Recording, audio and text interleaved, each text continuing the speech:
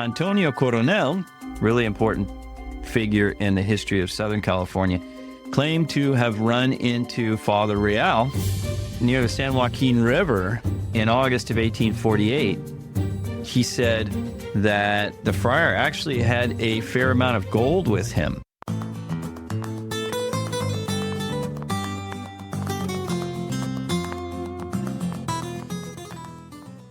Today we're going to finish up the series on Father José María del Real, who was the last Franciscan missionary to be stationed at Mission Santa Clara in Alta California.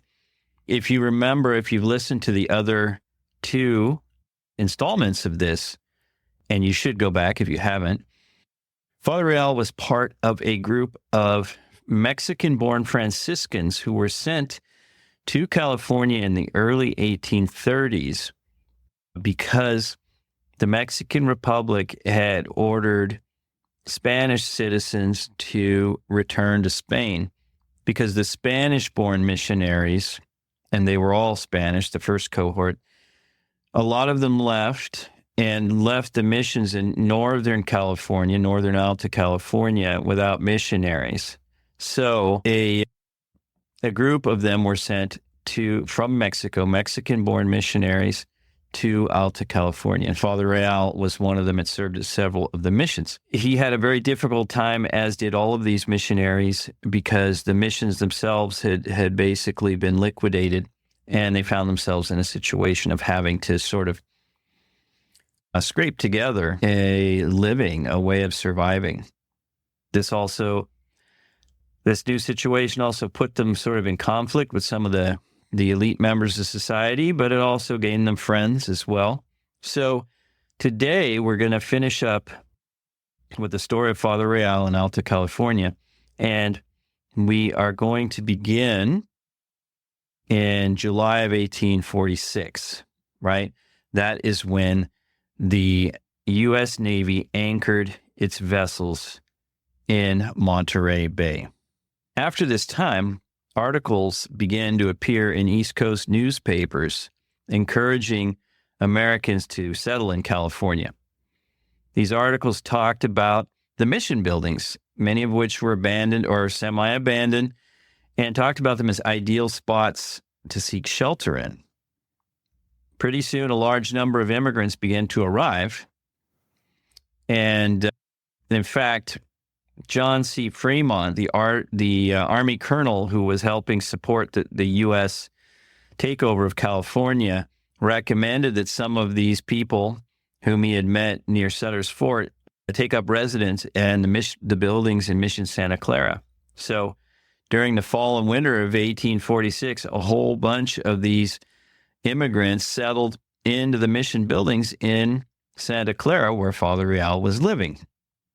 Now, contrary to what earlier Anglo-American immigrants had done in Alta California, which was sort of settle into the society, maybe obviously learn Spanish, maybe marry someone from one of the local families, become Catholic, become Mexican citizens. None of these new residents were interested in doing that. They didn't speak Spanish, and most of them were not Roman Catholics. And so they were sort of outsiders in this new society. Now, Father Real did his best to accommodate the people who had settled into the mission there, even with the scarce resources he had available. He even went so far as to allow the families to set up a school in the mission, which, by the way, was the first English language school in California. He also allowed them to hold Protestant worship services, which might have been seen as awkward at a time when religious differences were still a big deal, right? Nevertheless, these new immigrants still did not feel themselves at home or at ease in Alta California. In fact, That November was a particularly rainy November in Santa Clara, in the Santa Clara Valley. And on one particularly rainy day, Father Real asked some of the Native Americans working at the mission to climb onto the steep tile roof of the granary where these people were living to try and stop some of the leaks. Now, these immigrants misinterpreted that and pulled out guns and brandished them at the Indians.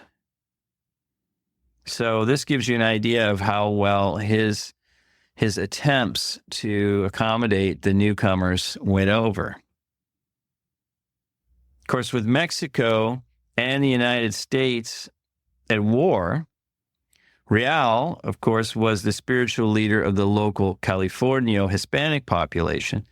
And rumors about him, because of the language barrier between him and the Americans, rumors about him began to spread.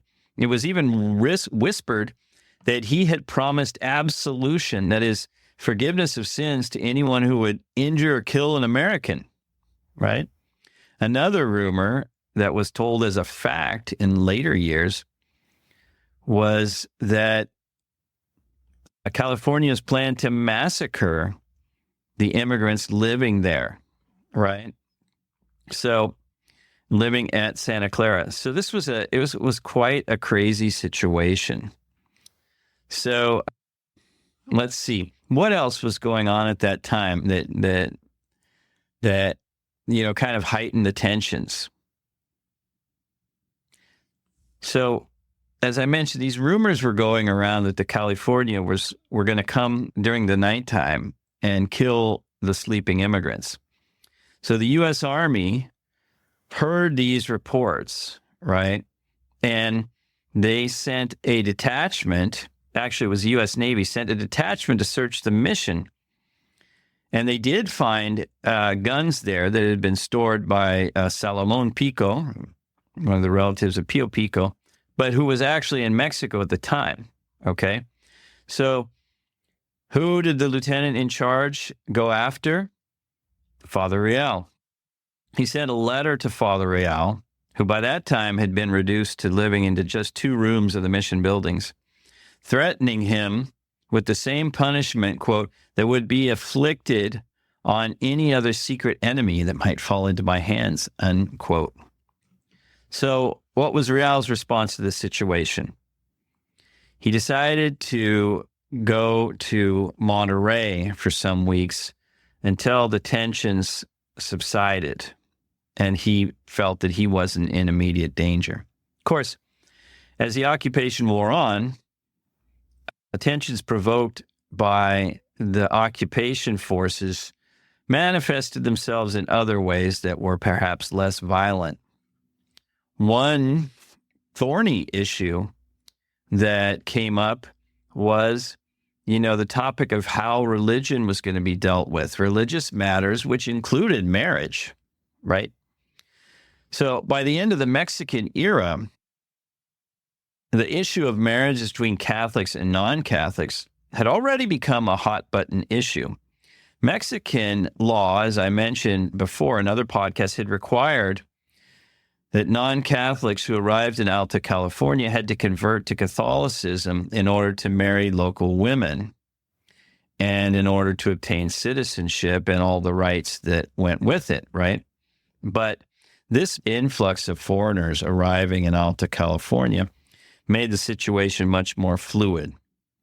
You begin to see cases, a number of cases of civil marriages, that is, not marriages in the church with a Catholic priest present, taking place, right? In fact, already in January of 1846, Bishop Garcia Diego wrote a scathing letter denouncing the irregularities of the application of Mexican marriage law in California. He wrote that to Governor Pio Pico. So even in early 1846, before the real influx of foreigners came into California, the Catholic clergy were already beginning to see problems with this. So in June, in a specific case, in June of 1847, Father Real wrote his own complaint to John Burton, who was the alcalde of the Pueblo of San Jose. Remember, alcalde is both, it doesn't translate exactly to mayor, right? Oftentimes you'll see alcalde, especially if you use online translation, we'll just translate it as mayor. But in 19th century California and in other parts of the old Spanish territories, the alcalde is a both mayor, justice of the peace, city magistrate. So he had a lot of responsibilities, right? And so John Burton, the alcalde of San Jose in 1847 under U.S. occupation, he was a New Englander who had settled in Alta California, right? And had gone through the different requirements to become a Mexican citizen. Well, it seems that he performed a civil marriage of two local Californios, right? Not a Mexican Californian and an Anglo person who came, but two local Hispanic Californians. And so this actually attracted the Padre's anger. He wrote a letter accusing Burton of undermining his authority, the Padre's authority as the religious leader of the local population. And in Real's view, Burton had violated the religious norms and actually broken American law, since President Polk had ordered that the religious institutions and rights and practices of Mexican Californians be respected and protected in the broadest possible way. Now, the Padre, Real didn't just stick with talking about the law. He also put Burton on notice that his own eternal soul might be in danger, right? So Burton, being a Mexican citizen and I guess a Roman Catholic, he was either, I don't know much about him, but he was either a convert or he may have been an Irishman who came to California. But in any case, Real knew him to be a Catholic and said he was not above church law. And he went so far, Real said that he had the right and the duty to excommunicate Burton if he were to keep on doing these sorts of civil marriages. Real then not only wrote a letter to Burton, but he wrote a letter to the U.S. military governor, James B. Mason, talking about Burton's actions, which he said filled the whole Pueblo with scandal. And this is an interesting note, he reminded Burton, who evidently was a fluent Spanish speaker, remember this letter is written in Spanish to Burton, who's a New Englander, and he says that, I remind you that every magistrate has the duty, the obligation to answer in the language in which he is written. So evidently, Burton had been replying to Father Real in English, I guess since they were under U.S. occupation. Well, the U.S. military authorities wanted to keep confrontations with the local population to a minimum. And so, in fact, Governor Mason replied to Father Real's letter. In his message, he said that he would instruct Burton to refrain from performing any marriages during the military occupation of California where either party is a member of the Catholic Church. So he basically said, okay, Burton can perform marriages, but not between Catholics or between Catholics and other people. He actually made an executive order forbidding civil marriages for Catholics, and this was to be applied all over California. So Father Real felt himself to be vindicated. Now, he had these sorts of issues going on, but Real also began to involve himself in other activities. In fact, this is a very interesting couple of side notes. thanks to his relation with the local Native Americans, his good relationship with the local Native Americans, he actually played a key role in the discovery of a mercury mine, what they called quicksilver at the time, near San Jose, which the New Almaden mine, right? This is very important because mercury, or quicksilver, was a very important chemical for refining silver. And as you probably know, silver was extremely important, especially in the Spanish Empire in North America, and it continued to be so in Mexican Alta California in the Southwest. So to find a quicksilver mine was an extremely important development. Of course, the Indians knew about it all along. They used the ore from that area as paint for themselves and for art, for pottery, etc. So he was involved in this and became a shareholder in the mine, actually. And the story of that mine is very interesting. Without deviating too much, that mine eventually was nationalized. It was a long lawsuit. It was eventually nationalized by President Lincoln. So the U.S. government took it over in the 1860s. Now, not only was he involved in quicksilver, Antonio Coronel, another Mexican immigrant who came to California in the 1830s, settled in Southern California, but Coronel, really important figure in the history of Southern California. And in fact, I should probably dedicate an article, a podcast to him. Antonio Coronel, claimed to have run into Father Real near the San Joaquin River in August of 1848. He said that the friar actually had a fair amount of gold with him and said he was coming from the fields of the Stanislaus River, recently discovered the gold fields there that were very rich in ore. Another aspect of Real's personality that gained him a good reputation was that of being an accomplished horseman. Lorenzo Acisara, a Native American from the Santa Cruz area, who's probably best known for his account of the murder of one of the missionaries there, Father Lorenzo Quintana. Andres Quintana, sorry. He is best known for that account that Bancroft's men recorded.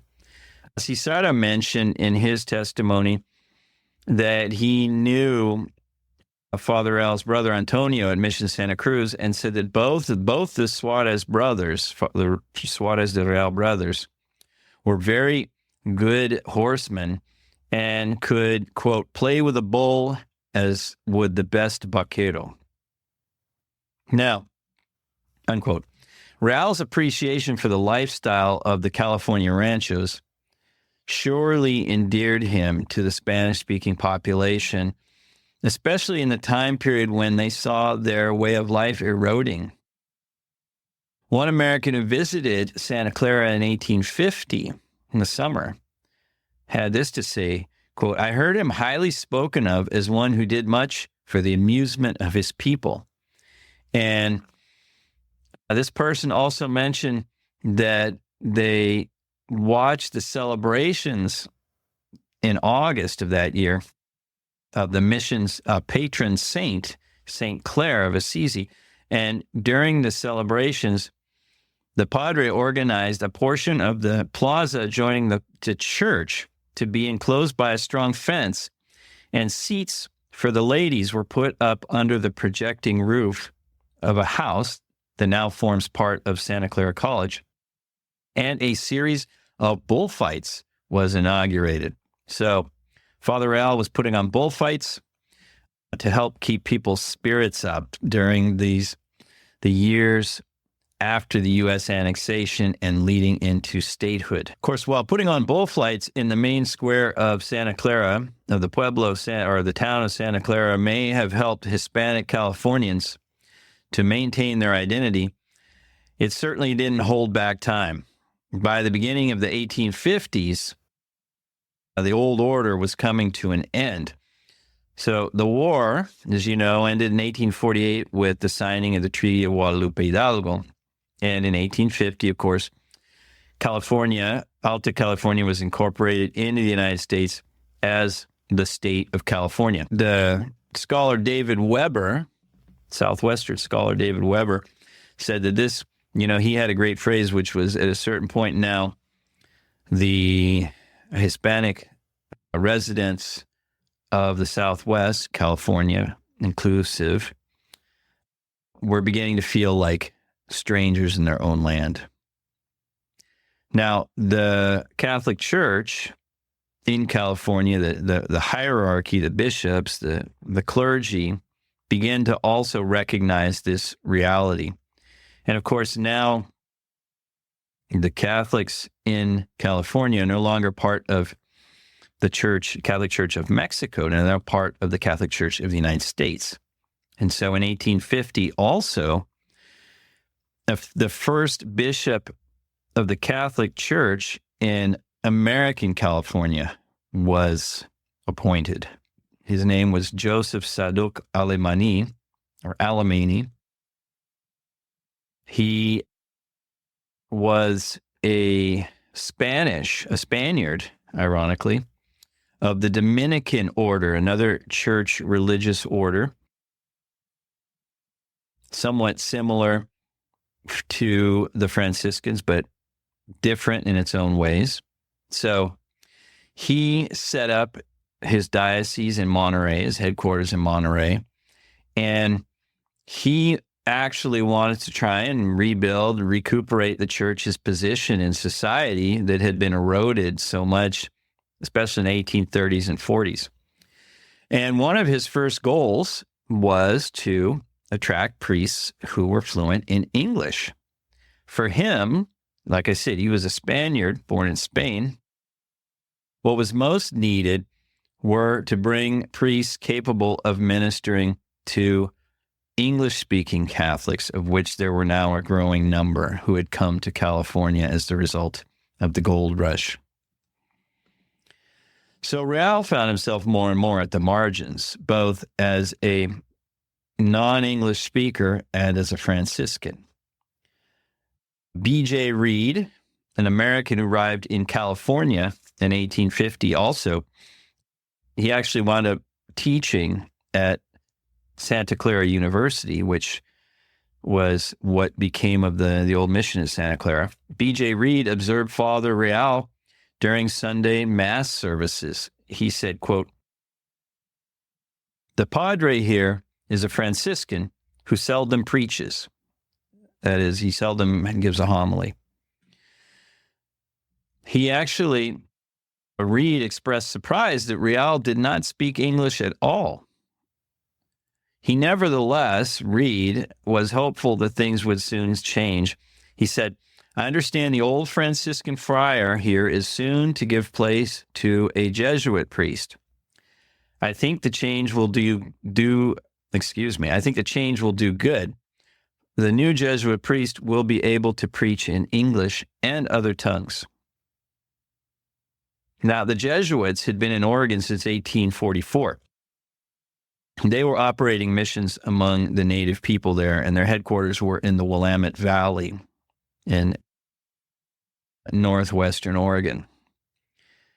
As you may recall, the Jesuits were expelled from all Spanish territories in 1867.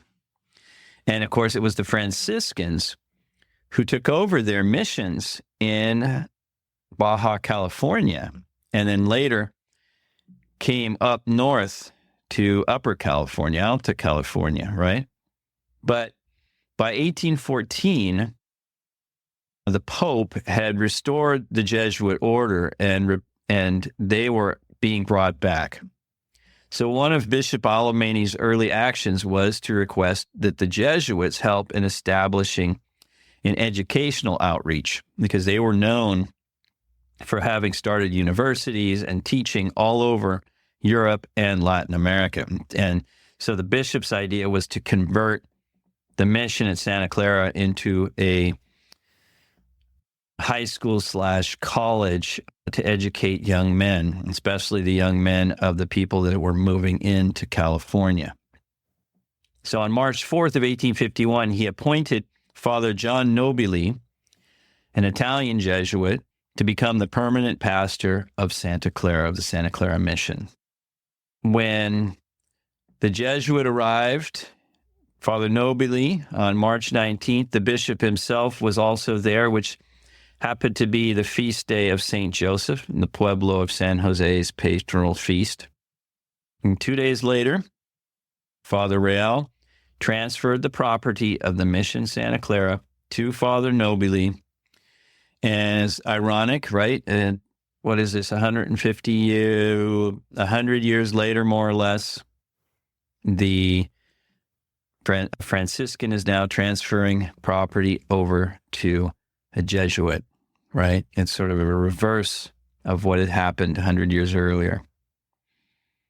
Now, according to a Jesuit historian, one of the historians, Father Spearman, who was a historian at Santa Clara University, he said Real turned the church over in fair condition and reasonably well equipped with church vessels, vestments, and ornaments for the service of the Mass.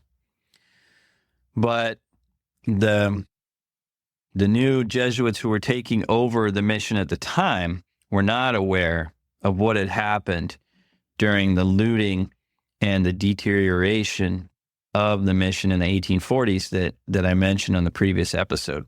They were not happy with the shape the mission was in. In fact, Father Nobili later wrote, quote, "I found the state of affairs here anything but prosperous and encouraging." He later, in other documents, during a court case in which Nobili was trying to get back some of the mission properties, he bitterly denounced Father Real, and this is several years later, for transferring mission real estate to others without authorization from either political or religious authorities. And this is what I mentioned earlier, that there were rumors that Father Real had given away or sold properties at the mission to other people. Well, one case in particular that really caused a lot of problems was the orchard, the mission orchard, which had been an object of dispute for many years. It seems that Thomas Oliver Larkin, who was the U.S. consul agent, he was a merchant financier in Mexican California, right? Thomas O. Larkin, Larkin Street in San Francisco, named after him. It seems that the Larkin had paid Pio Pico $1,200 for the Santa Clara Mission Orchard some years earlier in partnership with a Mexican citizen named Benito Diaz. So Father Real actually wrote a letter to Larkin that was published in the English language California paper out of San Francisco called the California Star. And clearly these rumors had gotten around and Real was trying to defend himself. He alleged that this Benito Diaz had written to Real on Larkin's behalf in order to arrange for, quote, a substantial gratification to be given to the Indians to make the title to the orchard disappear, unquote. That is, the title belonged to them, and Larkin had written to try and make that title disappear so he could get his hands on the orchard, according to Real. So, for Real, and these are Real's words, such an idea was so mean and insolent that he was convinced that there is no decency or honor in him, in the priest, that Larkin and Diaz were convinced that he had no sense of decency. He accused both of them of conspiring to cause Real to, quote, sell the interests of innocence. He's referring to the native people there as innocents, and the honor of the church, which it is my right to defend, and which I will never cease to do, unquote. Real then attached an order which gave him possession of the orchards of Santa Clara by the direction of the governor and commandant of this district. Of course, Larkin did not take that letter very well, and he fired back a letter claiming ignorance of Diaz's letter and taking offense at Real's tone. He wrote, quote, I would also inform you that no merchant should in this manner write to me, much less should a clergyman, unquote. The dispute actually wound up going before the American occupation authorities, and much to Larkin's embarrassment, Father Real was vindicated. In fact, the orchard, Santa Clara Mission Orchard, was central to many lawsuits that took place during the 1850s about real estate in Santa Clara. Father Nobili accused Real of granting the title of the orchard to a man named Antonio Maria Ocio, who wrote a history of Alta California.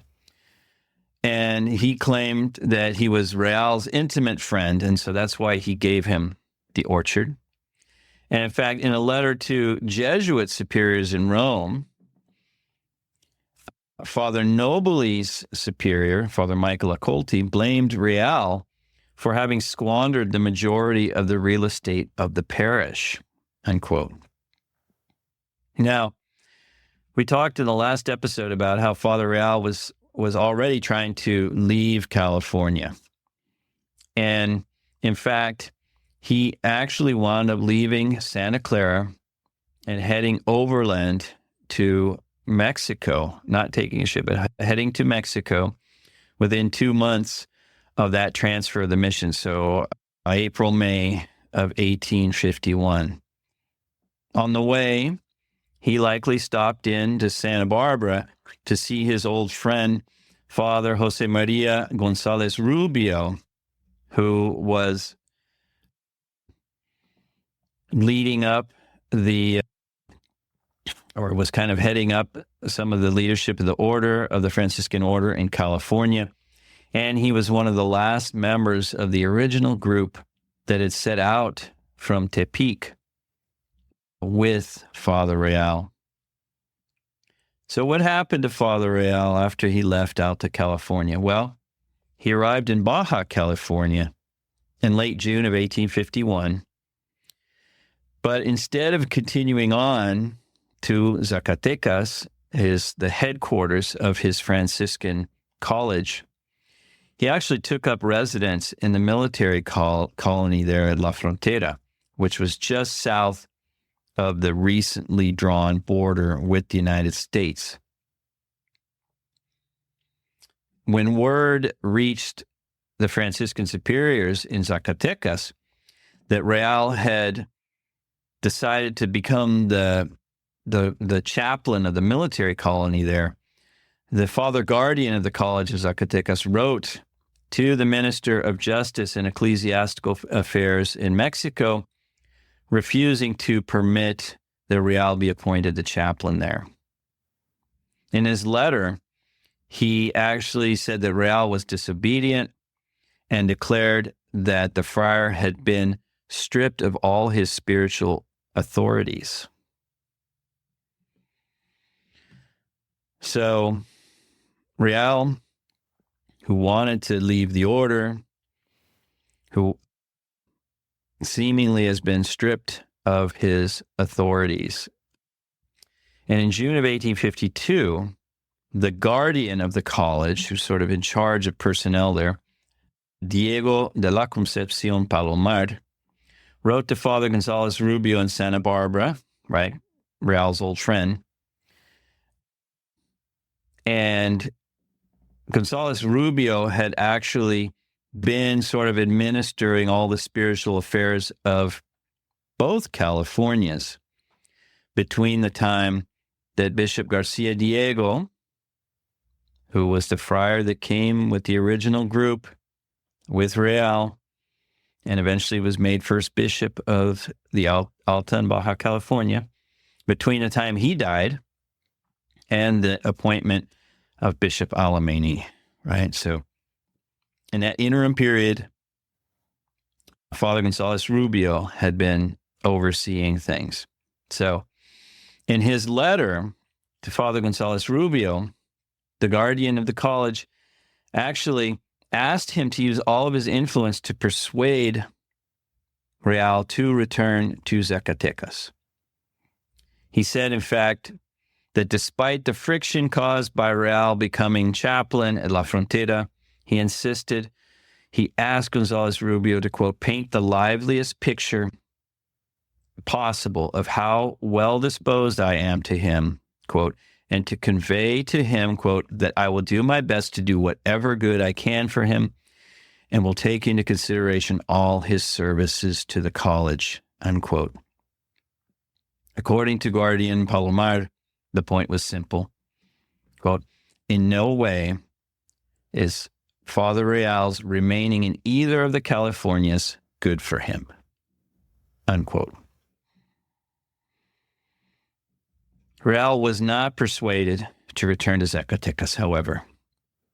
The events of the previous years had really taken a toll on him, and he was really sort of burnt out and in no mood to return to the order from which he had become distanced.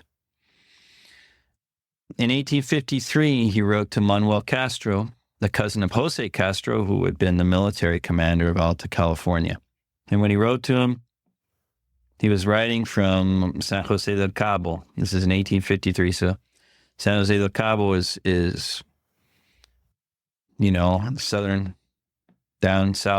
southern part of Baja California.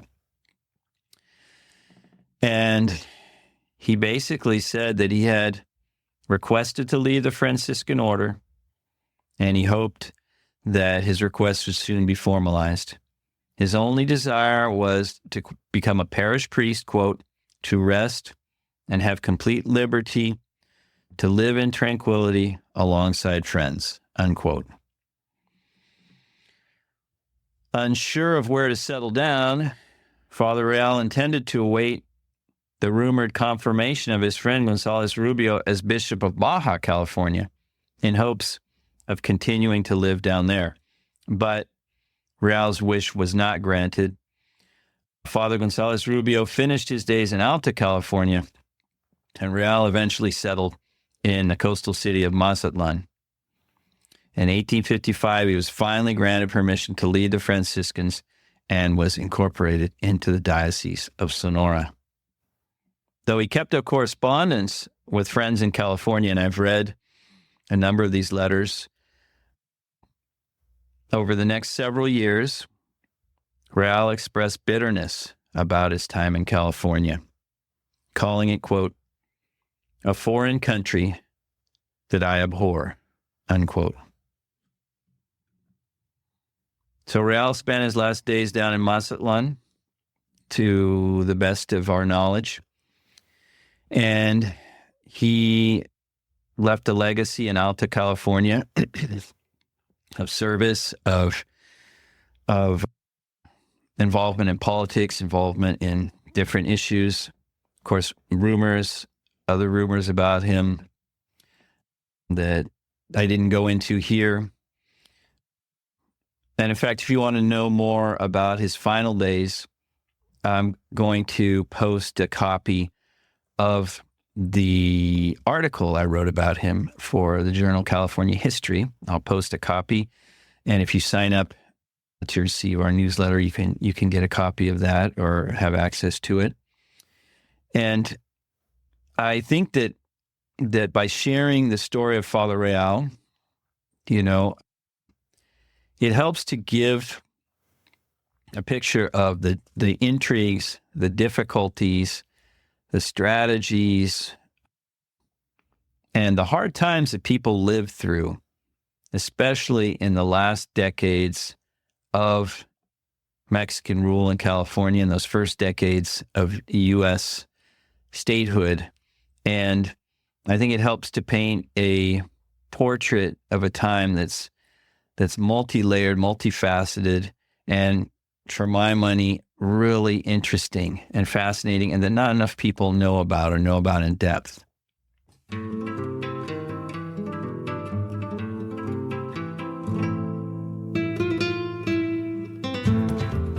I hope you enjoyed this episode of the California Frontier Show. If you'd like to support the show, the best thing to do is to let other people know about it. If you'd like to support it monetarily, there are a couple ways of doing that. One is by scrolling down in your podcast app to where it says support the show. There you can become a subscriber for as little as $3 a month.